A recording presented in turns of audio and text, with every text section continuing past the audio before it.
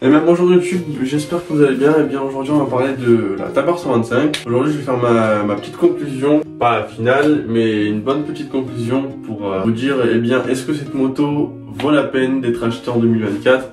Car pour ceux qui savent, oui, c'est une moto chinoise. Et comme beaucoup qui ont déjà un avis sur les motos chinoises, donc des avis indirects qui disent souvent donc forcément c'est chinois donc c'est de la merde. Et bien aujourd'hui je vais vous donner mon avis, mon propre avis à moi. Est-ce que ça vaut vraiment le coup de l'acheter cette moto neuve? Parce que je vais parler de mon expérience, de mon ressenti, de ce que moi j'ai pu tester et finalement comparer. Voilà, parce que on peut pas se permettre de juger une moto, de dire si c'est bien ou pas, seulement en ayant des échos par-ci par-là, quand les gens nous disent ouais mais il y a un tel qui avait cette moto, il m'a dit qu'il avait des problèmes et ci et ça, enfin vaut mieux tester la moto en question et faire son propre avis après. Alors tout d'abord il faut savoir que moi ma Tabor ça fait quasiment 3 semaines que je l'ai, un peu plus de 3 semaines, ça va faire bientôt un mois. Pour ceux qui savent pas, au début j'avais la Duke 125 de 2024, la toute dernière. Puis par la suite j'ai changé avec un scooter, donc le Forza 125. Et là par la suite du coup je me suis pris la Tabor. Pourquoi tous ces changements là? Eh bien parce que j'avais envie de changer, j'avais envie de voir un peu les différents styles de moto, tout ça, nanana. Alors la Tabor c'est une machine qui est très accessible, donc niveau rapport qualité-prix,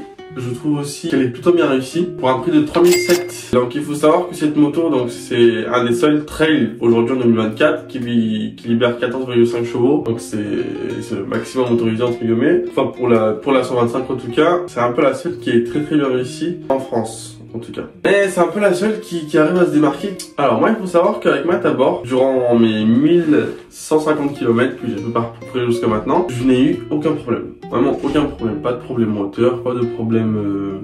aucun problème. Et donc une fois que j'ai fait mon rodage, donc tout s'est bien passé déjà avec la concession, ils m'ont pris rendez-vous tout ça. En 30 minutes c'était vraiment réglé en 2-2, le prix 80 € pour la révision complète. Après du coup j'ai fait le test, après le rodage. Bon bien sûr on fait un peu tous les tests, on tire bien dedans etc. Donc déjà j'ai vu que la limite est de 10 000 tours minute. À partir de 10 000 tours minute on est en hauteur.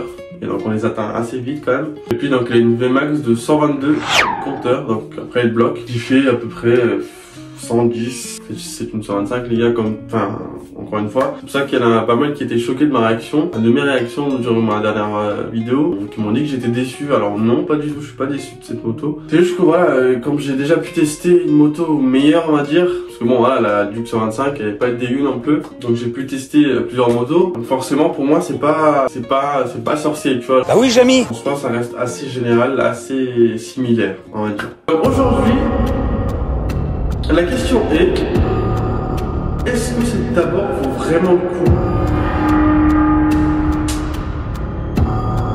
d'être acheté en 2024? Eh bien, oui. Elle vaut totalement le coup les gars, 3700 € neuf, sorti de la concession. Vous avez un trail en catégorie 125. Voilà, au lieu de cracher sur la gueule de toutes les motos, par exemple, je vous donne l'exemple du Zantes. Zantes, moi je me suis bien renseigné à l'ancienne. Au début, en fait, vraiment, je savais pas quoi acheter comme moto. Je suis parti sur tout ce qui est R125, MT, machin, mais je me suis dit, d'un côté, j'ai réfléchi, je me suis dit, mais attends, mais en vrai, de vrai, quand je réfléchis bien, c'est un budget de baiser.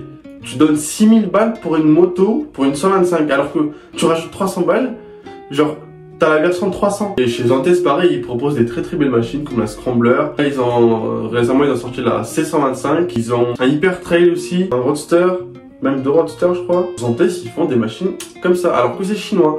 Et encore une fois, il y a des gens qui se sont permis, bien sûr, sans avoir utilisé ou testé pendant un petit moment, de critiquer, voilà, Zantes, ça pue la merde, voilà, c'est chinois, machin, alors que pour l'instant, c'est la marque chinoise la plus avancée, je pense. Je suis désolé, à un moment donné, quand t'es là, tu juges une moto par rapport déjà à sa provenance, donc qui est une marque chinoise. Il faut pas oublier le rapport qualité-prix.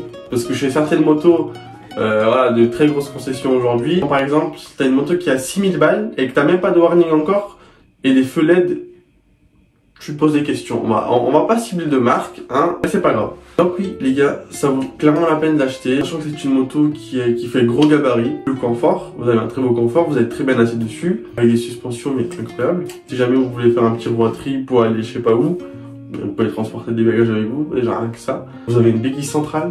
Tu vois, ça aussi c'est très bien pour faire vos cassages de chaîne, etc. Alors, il y a beaucoup de gens qui vont me dire, ouais, alors moi j'ai eu une mauvaise expérience avec Orcal, nanana. Mais tu sais, ils vont te parler de moto, genre ils vont te parler de la SK01, de la je sais plus quoi, machin, tu sais, genre des marques, enfin les motos d'avant quoi. Les gars, la Tabor, elle va sortir en 2024. Sachant qu'il y a la même moto donc, qui s'appelle la MH Stripe en Espagne. Il y a plein de youtubeurs qui font des vidéos sur elle. C'est une moto très réussie et très vendue en Espagne. Il y a un mec qui l'a fait, je sais pas, il doit être à 30 000 km maintenant, je crois, aujourd'hui. Le mec qui fait encore et encore des vidéos dessus. Donc, comme quoi, il faut pas juger. Donc voilà, c'est tout ce que j'avais à dire. En tout cas, n'hésitez pas à vous abonner pour les nouveaux. On se dit à très bientôt pour une prochaine vidéo.